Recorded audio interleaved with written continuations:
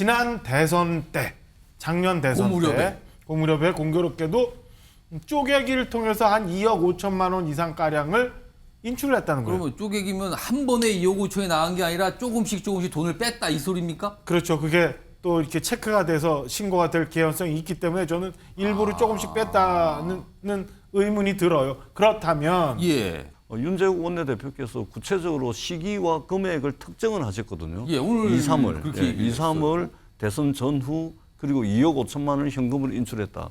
이 부분이 사실이라면 그것이 왜 그렇게 됐는지 소명하고 김남국 의원이 소명을 해도 되지만 수사기관이 이제 밝혀야 되고 다만 이것이 시기가 특정이 되고 금액이 특정이 됐는데 과연 이것은 어디서 나온 것인지. 입꼬리 올라가는 국민의힘 물음표입니다. 국민의힘이 왜 입꼬리가 올라가는 거죠? 입꼬리가 올라간다는 건 뭐가 좋다는 뜻 아닙니까 지금요? 이렇게 돼 있습니다. 주제가.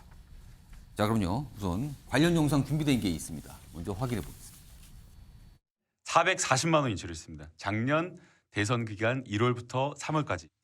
이체입니다, 사실은. 그래서 인출이 아니라 다른 거래소 실명 인증이 된 제 지갑 주소로 이체한 겁니다.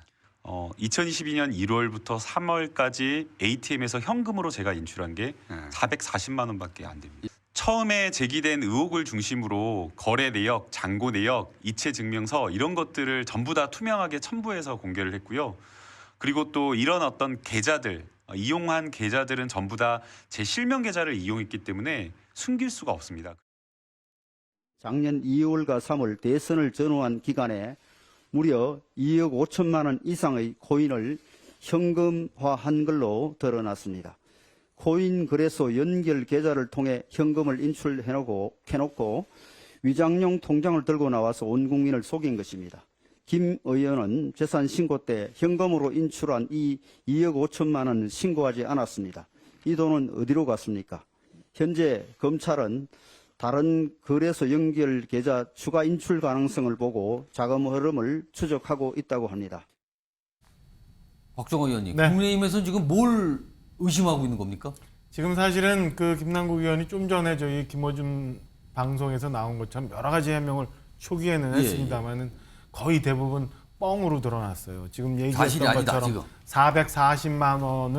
440만 원만 인출했다라는 것도 그 거짓말 중에 하나인데 사실은 그 김남국 의원이 이 비트코인이라는 게 다 알려지는 거니까 우리 전문가를 통해서 지갑이 털렸잖아요. 그 와중에 보니까 지난 대선 때, 작년 대선 때, 그 무렵에 공교롭게도 쪼개기를 통해서 한 2억 5천만 원 이상 가량을 인출을 했다는 거예요. 그러면 쪼개기면 한 번에 2억 5천이 나간 게 아니라 조금씩 돈을 뺐다 이 소리입니까? 그렇죠. 그게 또 이렇게 체크가 돼서 신고가 될 개연성이 있기 때문에 저는 일부를 조금씩 뺐다는 의문이 들어요. 그렇다면 제일 궁금한 게 김남국 의원이 해결해야 되는 게 처음에 샀던 유믹스 코인의 시드머니는 어디서 나온 돈이냐.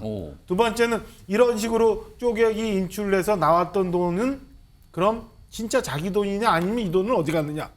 혹시 대선 때라니까 혹시 이 시드머니와 그렇게 인출했던 돈이 자금 세탁을 통한 혹시 작년 지난 대선에 있었던 이재명 후보의 대선 자금과 관련된 것 아닌가? 이런 의심까지도 점점 그런 게 커가는 아니라면 거거든요. 천찰이 있으면 신고 대상이고. 그럼요. 재산 신고를 했었어야 되는 건데 이게 어쩌면 뭐 콜드 월렛이라고 합니까? 뭐 USB를 통해서 왔다 갔다 하기도 하고 지금 전체 덩치도 나타나지 않은 상황에서 점점 큰 돈이 나오고 본인의 해명과는 달라지니까 그러면은 공교롭게도 그 지점 그 돈이 다 어디 갔느냐 어디서 나타났냐 대선 자금과 관련된 것 아닌가라는 의혹이 생길 수밖에 없는 상황이에요. 본인이 얘기해 줘야 된다고 생각합니다. 그러니까 지금 몰라요. 도대체 어떤 모습으로 시작이 됐고 전체 규모가 어떻고 어떤 과정인지 정확한 건 모릅니다. 지금 검찰은 수사 중이고요. 아직까지 검찰이 뭐 김남국 의원을 조사하겠다는 얘기는 안 나오고 있는 상태고요. 이런 가운데 김남국 의원은 지금 국회에 모습이 없어요. 이걸 뭐라 그럴까요? 잔벽이라 할까요? 한 얼마 전에 고속도로 휴게소에서 잠시 어떤 모습이 사진으로 알려졌죠? 그거 이후에 없어요. 어디 가 있는지를. 전재수 의원님, 김남국 의원 지금 어디 있습니까? 뭐 들으신 게 있습니까? 저도 잘 모릅니다. 잘 모르고요. 일단은 김남국 의원 코인과 관련된 문제는 이미 정치적 영역 또는 정치 도의적 영역을 완전히 벗어나 가지고 이제는 검찰의 강제 수사가 진행이 되고 있고 또 수차례 여러 곳에 대한 압수수색이 진행이 되고 있기 때문에 예. 이미 정치 도의적 영역에서 형사사법적 영역으로 넘어갔다. 그렇게 이제 판단이 되고요. 그러면은 형사사법적 영역으로 넘어간 상태에서 국회의 모습을 보이거나 이러면은 이 언론의 관심을 다 받고 있기 때문에 예. 기자들이 끊임없이 질문을 할 거 아닙니까? 예. 그러면은 거기에 대한 답을 하다 보면 이제는 수사에 대비를 해야 되는데 이미 형사사법적 영역으로 넘어갔기 때문에 수사에 대비하고 또 재판에 대비를 해야 되는데 기자들의 질문에 답을 할 수가 없는 것이죠. 그것이 나중에 수사와 재판에 어떤 영향을 미칠 수 있을지 모르기 때문에 그렇기 때문에 얼굴을 내보이고 싶어도 지금 현재는 내보일 수 없는 상황. 본인도 변호사니까 그 상을 너무 잘하는 걸까요? 그렇게밖에 저희들이 이제 판단을 할 수가 없고 그렇기 때문에 이제는 강제 수사로 넘어갔습니다. 검찰이 여러 이제 수사를 하고 있고 하기 때문에 저는 검찰 수사를 통해서 진상 실체가 규명이 될 것이라고 보여지고 다만 이것과는 별개로 윤재욱 원내대표께서 구체적으로 시기와 금액을 특정을 하셨거든요. 예, 오늘 2, 3월. 그렇게 예, 2, 3월 대선 전후 그리고 2억 5천만 원을 현금으로 인출했다. 이 부분이 사실이라면 그것이 왜 그렇게 됐는지 소명하고 김남국 의원이 소명을 해도 되지만 수사기관이 이제 밝혀야 되고 다만 이것이 시기가 특정이 되고 금액이 특정이 됐는데 과연 이것은 어디서 나온 것인지 이 부분도 조금 의아스럽다라는 말씀을 그런 내용은 또 어디서 나온 드리겠습니다. 걸까? 예. 혹시 지금 김남국 의원하고 연락하시는 민주당 의원이 계신 거 아닐까요? 아마 몇 분 있는 걸로 알고 있는데 어떤지 아는 거 아닐까요? 예, 연락하는 분들도 이제 뭐 그것을 공유하고 있지는 않습니다. 개인들끼리 이제 연락을 주고받고 그렇게 하겠죠. 예, 알겠습니다. 일단 몰라요 지금. 뭐 본인이 뭐 설명을 안 하니 초기에만 여러 가지 했는데 그게 사실은 그 설명이 깨진 게 많았거든요 그동안. 그리고 나 그 위에 설명이 없어요. 그리고 어디 있는지 모릅니다 지금요. 뭐 일각에서는 뭐 강원도에 있는 거 아니야 이런 얘기지만 확인이 안 돼요 지금요. 자 이런 가운데 민주당에 계신 또 어떤 분이요 지금 상황을 약간 소나기 정도로 또 비유하신 분이 있어요. 그 목소리 좀 들어보겠습니다. 어디를 가든지 몸 자세 처신을 잘해야 돼요. 휴게소에서 있는 것을 지켜가지고 올라온 것은 쉬러 가는 것 아닌가. 어떻게 됐든 태풍은 강하지만 길지 않습니다. 소나기는 피하고 봐야 돼요. 그렇기 때문에 저는 거듭 김남국 의원이 지금처럼 언론에 나타나지 말고 자숙하면서 윤리 검찰 수사에 협력하는 대비를 해야 된다. 박찬 교수님, 박지원 전 국정원장 무슨 경험에서 나온 얘기일까요? 이게 무슨 소리인지 모르겠는데 그냥 소나기, 뭐 태풍 강하지만 뭐 길지 않다. 뭐 일시적인 약간 소나기나 뭐 소동 정도로 끝나고 만다. 뭐 이런 취지인가요? 이거 어떻게 들으셨습니까? 박지원 전 국정원장이 정치를 오래 하셨잖아요. 예. 오래 하다 보니까 어느 정도의 국면도 모든 이슈는 다 전환되니까 결국에는 아마 이런 얘기를 하신 것 같아요. 근데 그러니까 위기는 조금 시간이 지나면 넘길 수 있다. 뭐 이런 건가요? 그렇죠. 뭐 그러면은? 이슈는 전환될 거다 이렇게 보시는 것 같은데 이제 문제는 이게 단순하게 예. 김남국 의원 개인의 문제라면 아마도 이슈가 전환되면은 국민들의 관심과 언론의 관심이 줄어들고 예. 나중에 좀 전환될 가능성이 있습니다. 그런데 이게 지금 김남국 의원 개인의 문제로 끝날 문제가 아니라는 거죠. 지금 아까도 뭐 국민의힘 쪽에서는 예. 뭐 이게 이제 소위 정치 자금, 대선 자금 아니냐 이렇게까지 그렇게까지 의심을 하고 있어요, 하고 지금. 하고 있고 또 당내에는 이게 또 계파 갈등하고 엮여 있습니다. 김남국 의원 문제에 대해서 어떻게 대처할 것인가. 예, 예. 그래서 이게 또 계파 갈등하고 엮여 있고 이러다 보니 이게 단순하게 개인 이슈가 아닌 지금 당의 위기로 오고 있는 이유가 있기 때문에 뭐 단순하게 이슈가 바뀐다고 해서 끝날 문제가 아니고 아까 앞서 전재수 의원 말씀하셨던 것처럼 형사 사건으로 또 이제 이게 전환될 가능성이 있거든요. 예. 그렇게 되면 이슈가 수사에서 이제 어떤 재판을 통해서 무죄가 나오기 전까지는 이슈가 계속 이어질 수밖에 없기 때문에 예. 이게 소나기 또는 뭐 잠시 지나가는 일 이 정도로 그치기에는 복잡한 사안이다 이렇게 봐야 될 것 같습니다. 최기식 변호사 보시기에 이게 소나기입니까? 태풍인데 긴 태풍입니까? 짧은 태풍입니까? 이게?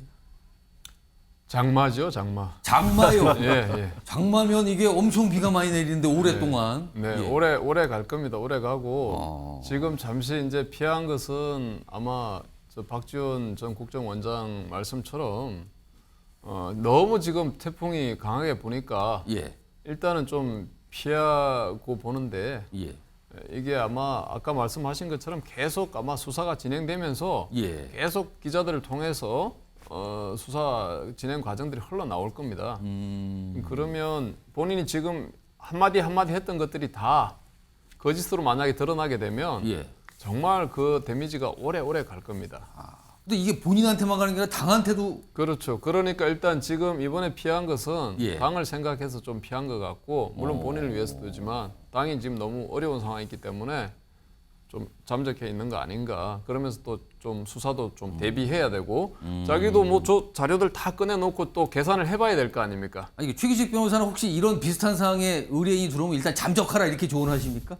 지금은 일단 저기 뭐 어디 가서 자꾸 인터뷰하게 되면 자꾸 거짓말하게 되지 않습니까? 나중에 그걸 수습할 수가 없다. 수습이 안 되는 거죠 그때는. 그렇기 때문에 일단은 어디 가서 조용히 계산하고 정리하고 정리된 상태에서 나타나야지 정리가 안 되면 지금 나타날 수가 없습니다. 그럼 지금 뭔가 정리를 하고 있는 거 아니냐라고 추정은 되는 거네요. 그러면. 네, 그렇게 보입니다.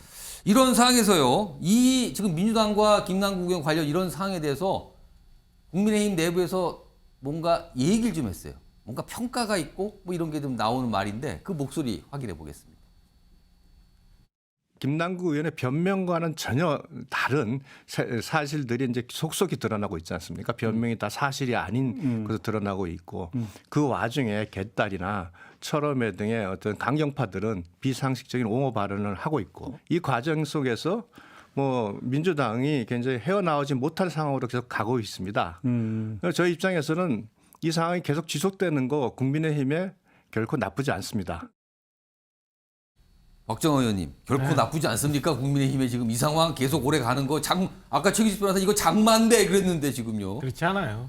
이게 다 여도 야도 다 같이 잘못되는 방향으로 가는 거기 때문에 예. 앞서 우리가 잠깐 얘기했잖아요. 지금 오히려 3당이 더 일당인 것 같다. 무당층이 일당인 무당층, 것 같다. 예. 이게 지금 국민의힘과 민주당이 상대적인 시속 게임하고 있는 게 아니거든요. 그래서 저는 정치권 모두가 이럴 때 더 좀 자성을 하고 여도 야도 누가 먼저 국민들로부터 신뢰를 받을 수 있는 혁신을 할 수 있는지 이런 고민을 해야지 저 상대당이 저러고 있으니까 우리가 좋다라고 생각하는 거는 저는 당 지도부의 일원으로서 옳은 판단은 아니었다라는 말씀 좀 드리고 싶습니다.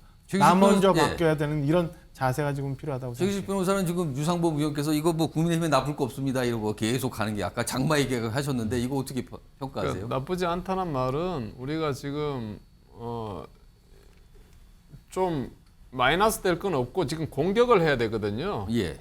지금 수비는 지금 저쪽에서 지금 계속 골을 넣어주고 있으니까 괜찮은데 우리가 득점을 할 수 있는 상황들을 또 만들어 가야 되거든요. 아, 지금 자체 득점이 아니다 그 지금. 자체 득점이 아니고 좀 상대의 그 실책에 의한 골이란 말이죠. 그래서 이 포인트가 많이 벌어지질 않는 거예요. 그래서 아까 지금 박정호 의원님 말씀하신 것처럼 뭔가 또 새로운 것들을 계속 보여주고 쇄신을 해 나가야지 예. 상대방 실책만 지금 계속 기대어서 갈 수는 없지 않습니까? 전재수 의원님 혹시요 이 코인 투자를 많이 한 세대가 이제 젊은 세대 2030 세대 2030 세대는 사실 코인에 굉장히 관심들이 많거든요. 2030 여론이 나빠지는 거 느끼십니까 혹시? 좀? 느낍니다. 예. 어떻게 좀 뭐 지역구라든가 여기 서울에서 있으면 좀 느끼십니까? 그렇죠.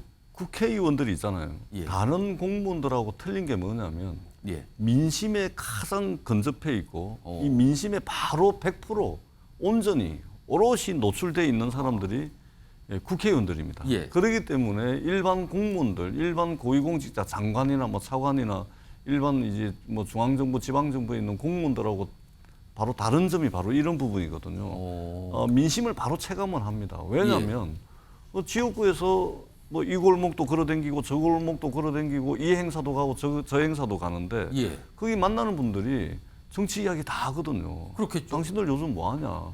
우리는 이렇게 생각한다. 그렇기 때문에 민심에 굉장히 민감하게 반응할 수밖에 없는 사람들이 바로 선출직 공직자, 그 중에서도 국회의원들입니다. 그렇기 때문에 저도 지난주에 이제 저희들 젊은이들이 많이 모이는 덕천동의 젊음의 거리라는 곳에서 의정 보고서를 좀 나눠드렸는데 아, 부산이요? 부산에서. 그렇습니다. 예, 제 지역구에 젊음의 거리라고 젊은 사람들이 굉장히 많이 왔다 갔다 하는 곳인데 의정 보고서 이제 전해드리면서 이제 그 젊은 분들이 저에게 그 이야기를 많이 합니다.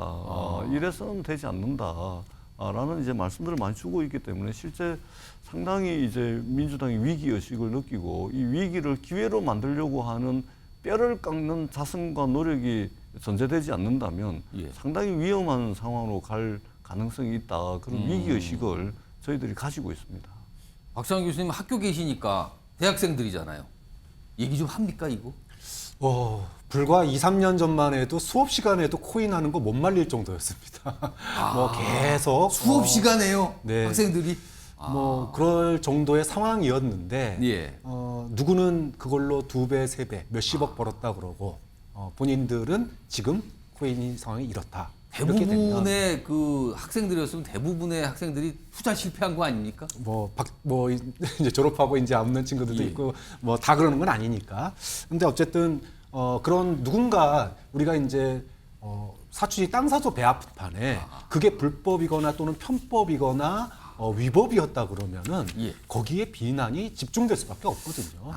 하면 떠오릅니다. 이게 그 세대의 트라우마 같은 거예요. 그러면 이 세대가 그냥 1, 2년 지나고 있는 게 아닙니다. 나이를 들어갈수록 과거에 있었던 일들이 그대로 쫓아 올라가는 거거든요.